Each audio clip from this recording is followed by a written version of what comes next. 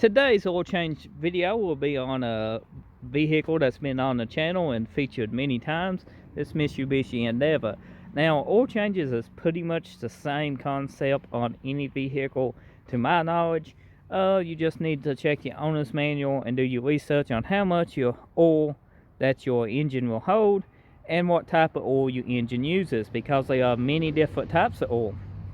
Also, there's different sections on how you drain your oil. Like you could drain plug could be in the back of the motor, on the back of the oil panel. It could be directly in the center of the oil pan. It just depends on your setup. But this is the Endeavor, and I'll show you exactly how we change it. You should be able to take what you learned here today and use it on your vehicle. I'm using 5W20. That's the weight of oil that my engine calls for.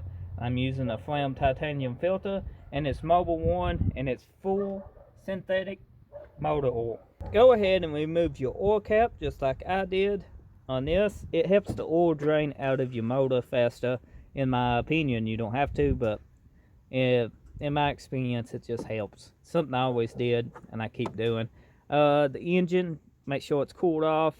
You can do it when it's warm, but you don't want to burn yourself, so be cautious if your engine is a little hot, because it is going to get on your hands and the oil's going to be hot and it's going to make an ouchie. So go ahead and let your engine cool off. Next step will be crawling under your car and locating your drain plug to your oil pan. This is us and finding the proper size. Remember, righty tighty, lefty loosey, and you want to go loose on these oil pans. After you loosen this, put your drain pan underneath of it to catch your oil, and also locate your oil filter. That will need to be changed too. This one's easy got to, yours may be in a different spot. So as your engine is draining, after you remove your old filter and your drain plug, you can pretty well go ahead and get your new filter ready. A good tip is always make sure that the O-ring from your old filter is not stuck to your housing. It needs to be on your old filter, so always check your old filter for your O-ring here, because you don't want that stuck on, because your new filter's got one. If that's stuck on, when you put your new filter on, it won't seal. Oil pressure goes everywhere, oil goes everywhere. Not good for your engine. So always make sure your old filter, when it comes off, has got its O-ring attached. So I always pre-lube my O-ring here and fill my filter up about halfway with oil.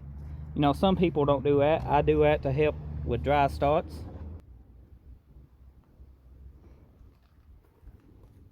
As you can see, the filter is full. Now I'm going to go ahead and crawl under here, install my drain plug and my oil filter.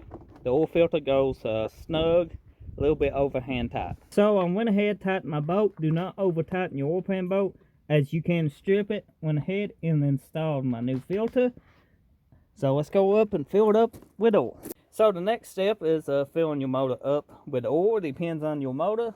Will depend how much oil yours hold. You can use a funnel for this. We're just going to do it by eye. Taking a Mobile 1 synthetic, pouring it in. Boss, you want to do it? Take your time when doing it this way if you ain't got a funnel, because you don't want it all over your engine, because it can, be dangerous. So just... We want me to funnel, buddy. No, we ain't. There you go, see? We won't need a funnel. We ain't gonna need a tunnel, just take your time.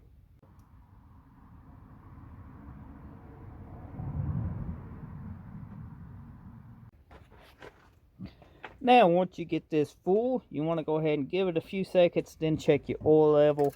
You should know how to do that if you're changing your own oil. So, you can see what oil is. You want it between the two little dots. So let me go ahead and try to wipe this off. And recheck this.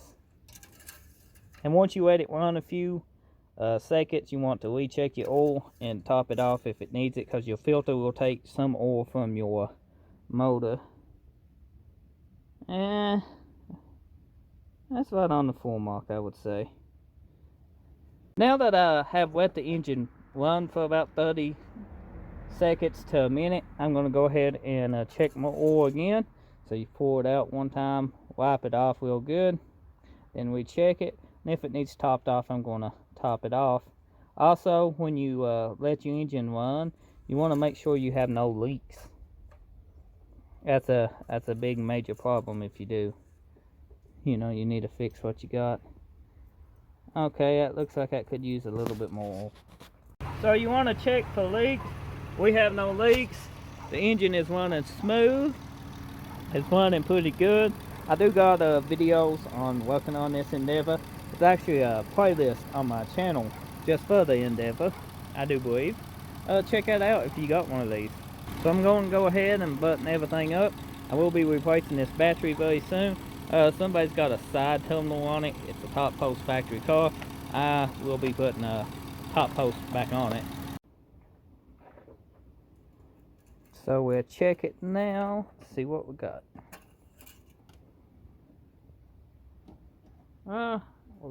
Pretty much dead nuts on the top of the second dot. So that should be full. Check it one more time. Good enough for me. So I'm going to go ahead and install my cap. Just like so. Clean up any spilled oil. Use a funnel, you won't have that mess. As always, thank you for watching this video, and I'll see you on the next one. Take care.